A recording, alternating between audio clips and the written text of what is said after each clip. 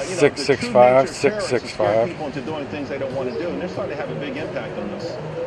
Yes, and while it may be true to the president's point, Charles, that they have lost some of their grip in Syria, especially in some of the smaller cities outside Raqqa, the reality is they are having success because they're spreading. And don't forget, not just the attacks that are linked to direct ISIS fighters. How about all these sympathizers that are going out there and trying to mimic the terror that ISIS is trying to spread because they believe in the message? That, to me, is a whole other fight that we have on our hands that the president doesn't want to address because he's worried about the popularity of his polls. He's worried about the American people being worried about terrorism because he's not taking care of it. But Ethan, you've written a book on this. You've studied this, particularly from an economic angle.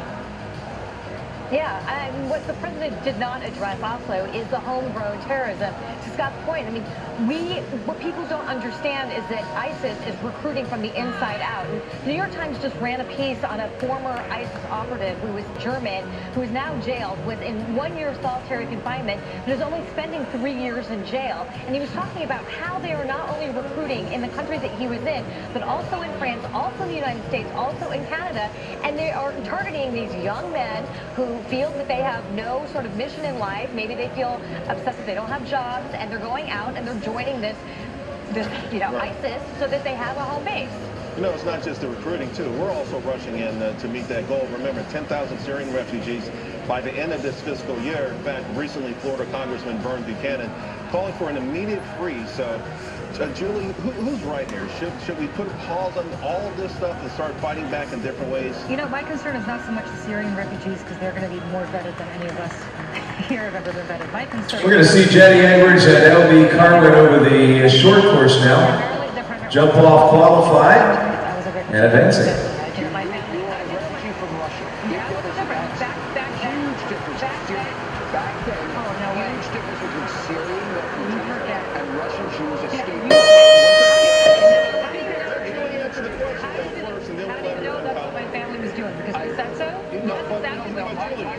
Honestly, though, we're talking about a place where we see pictures of rubble.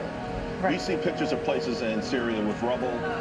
It's easy. It's hard to believe that the records have been intact. I'll tell you something. I don't have a birth certificate. There's absolutely no evidence. So you're really confident. You're not worried. Here's what I'm more worried about. I'm much more worried about the first, second generation French kid who's been radicalized even though he was born in France. I'm much more worried about what we saw in San Bernardino, which is that this was an American-born guy. And that's the best example. Julie's making the point. That's the best example.